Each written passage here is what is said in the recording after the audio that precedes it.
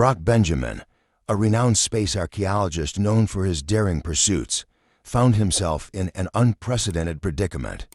His ship, the Odyssey, had suffered catastrophic damage after colliding with an asteroid field during an exploratory mission to the Andarian system.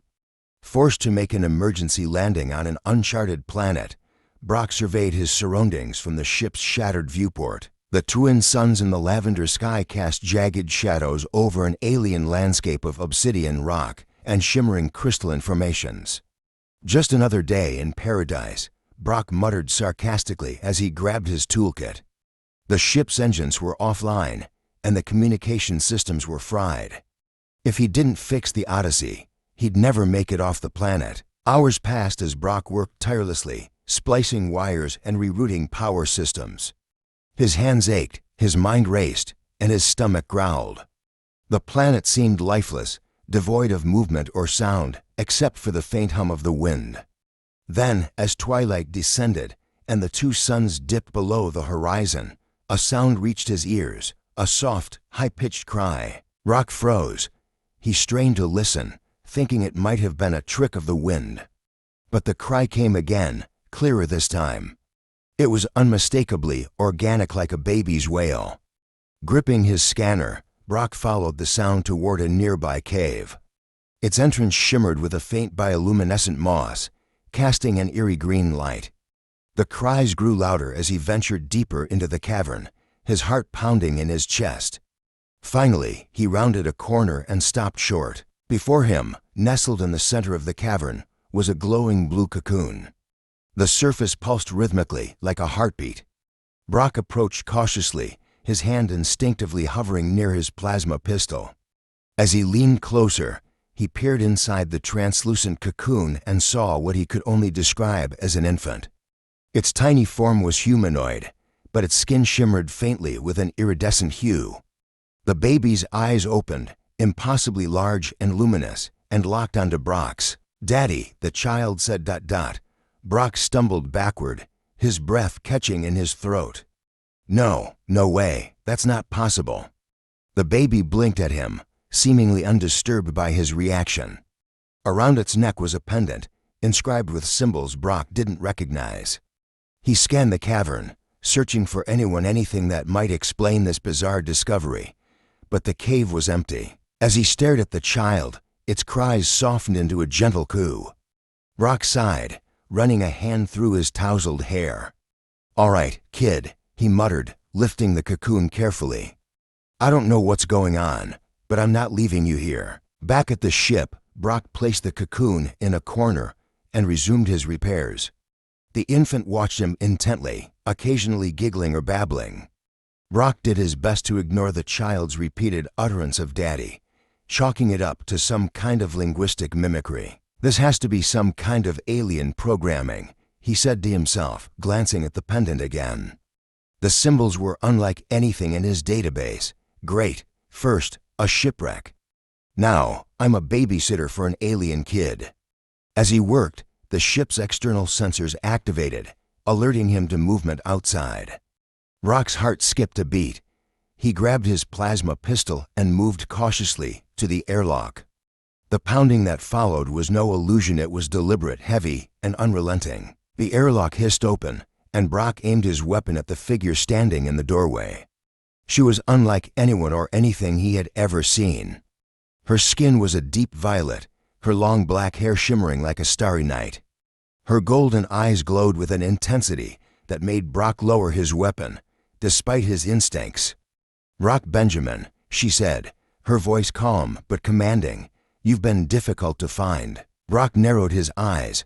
"Who are you, and what do you want?" "I am Salara," she said, stepping into the ship with regal confidence. "The child you have is mine, and also yours." His mind reeled. "Mine." He shook his head. "Lady, I don't know what game you're playing, but I've never seen you before in my life." "You don't remember because your memories were erased," Salara said, her expression unreadable. 3 years ago, you crash-landed on my homeworld, Zalarian. You were dying. We saved your life, and in return, you agreed to share your DNA with us for the survival of our species." Brock blinked at her, incredulous. That's insane. It's the truth, she replied, her voice softening. The child, Josh, is the result of that agreement. He is both Salarian and human. And he is the key to ending the war that has consumed my people. Before Brock could respond, the ship's alarm blared. The sensors detected an approaching vessel.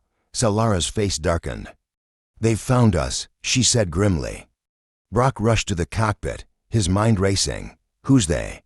The Salarian High Council, Salara replied, her voice steady despite the tension.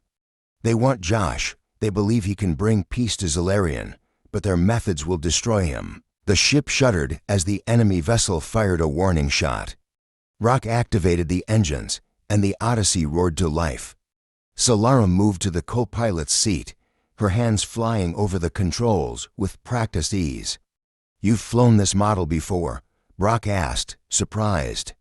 Salarian technology surpasses yours, she said simply. With Salara's help, they narrowly escaped into hyperspace. The tension in the cockpit eased slightly, but Brock's mind was anything but calm. As the days passed, Brock found himself reluctantly accepting Salara's story.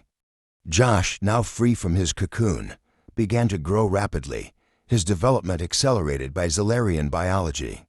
Within a week, he resembled a human toddler, complete with an insatiable curiosity and an uncanny ability to mimic his parents. Brock couldn't deny the bond forming between them.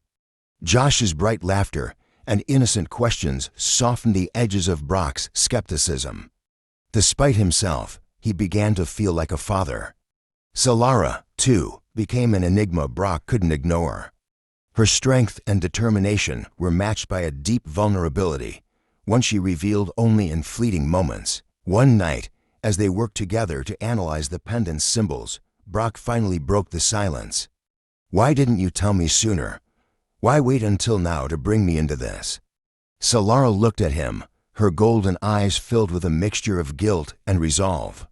I didn't want to involve you unless it was absolutely necessary. But the Council's pursuit left me no choice. I had to find you. Brock sighed, running a hand through his hair. You've thrown me into the middle of an intergalactic war, Salara. I'm not a soldier. I'm just a scientist. Salara's gaze softened, her golden eyes reflecting a hint of regret. I understand this isn't what you wanted, Brock, but you're more than just a scientist. Your intelligence, your resilience, those are exactly why I came to you. Josh needs you. I need you. The words hung in the air, heavy with unspoken emotion. Brock shook his head, his mind a storm of doubt. You keep saying that, but I'm not sure I'm the person you think I am. Look at me, I can barely keep my own ship running, let alone protect a kid or fight in your war. Salara stepped closer, her voice low and steady. You've survived every challenge the galaxy has thrown at you. That's not luck, Brock. That's who you are, and you're not alone in this. Before he could respond, a soft voice interrupted them. Daddy? They both turned to see Josh standing in the doorway, clutching the edges of the frame with his small hands. His wide, luminous eyes darted between them. Why are you sad? Brock's chest tightened. He knelt and held out his arms. Josh toddled over, his tiny legs wobbling with each step. Brock scooped him up, holding him close. I'm not sad, buddy, Brock said, his voice softer. Just thinking about some grown-up stuff. Josh rested his head on Brock's shoulder, his small fingers curling into the fabric of Brock's jacket.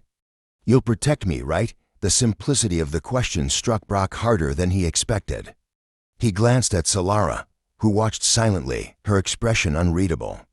Turning back to Josh, he managed a small smile. Of course I will, Brock said, his voice steady despite the turmoil inside him. I won't let anything happen to you. Josh seemed satisfied with that answer and snuggled closer. Brock held him for a moment longer before setting him down gently. Go back to bed, kiddo, we've got a big day tomorrow. Josh nodded, giving both of them a sleepy smile before disappearing back into the small cabin they had converted into his room. Brock straightened, exhaling slowly. I don't know if I can do this, Salara.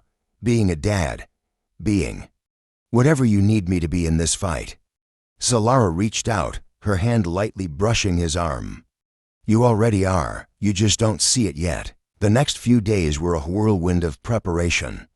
As Brock worked on upgrading the Odyssey's defenses, Salara briefed him on the political turmoil plaguing her homeworld.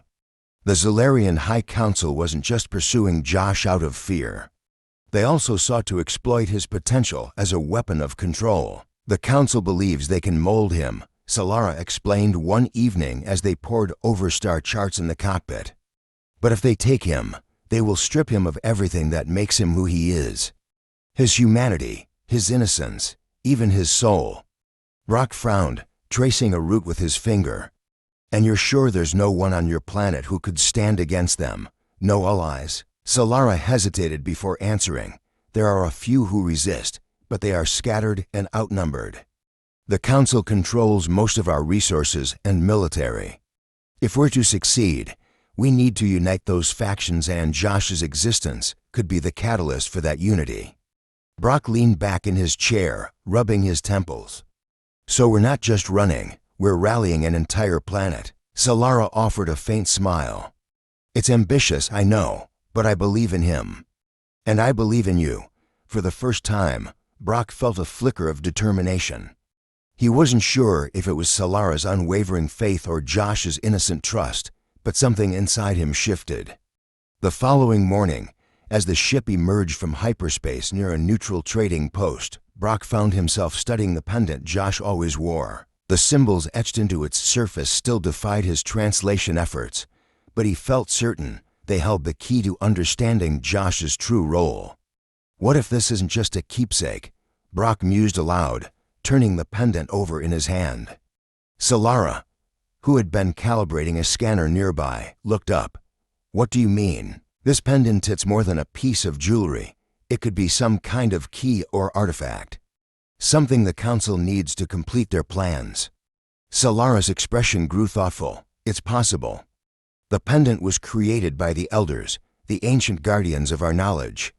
If it holds secrets, they would be buried deep." Before they could delve further, the ship's alarm blared. Brock rushed to the console, his stomach sinking as he read the incoming data. "We've got company," he said grimly. Salara joined him at the controls, her face tense. "Council ships, looks like 3 of them. They're blocking our path to the outpost."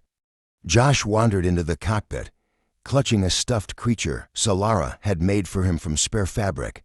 "What's happening?" Brock glanced at him, forcing a calm tone. "Nothing to worry about, kiddo, just a little detour." He and Salara exchanged a look, unspoken understanding passing between them. There was no turning back now. Brock gripped the controls, his voice steady. "Hang on, everyone. Let's see how good these upgrades really are." The battle that followed tested Brock in ways he never anticipated. As Salara coordinated defense maneuvers, Brock piloted the ship with precision born of desperation. Together, they outmaneuvered the Council ships, narrowly escaping into a dense asteroid field. When the danger had passed, Brock slumped back in his seat, his breath ragged. Josh climbed onto his lap, wrapping his small arms around him. "You're brave, Daddy," Josh said, his voice filled with awe. Brock chuckled softly, ruffling Josh's hair.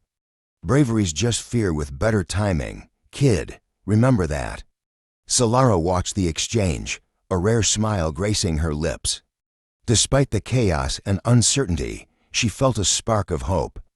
Together, they might just have a chance to defy the odds. And as they plotted their next move, Brock began to realize that his role in this fight wasn't just about survival. It was about protecting the people he cared about and proving that even the unlikeliest of heroes could make a difference.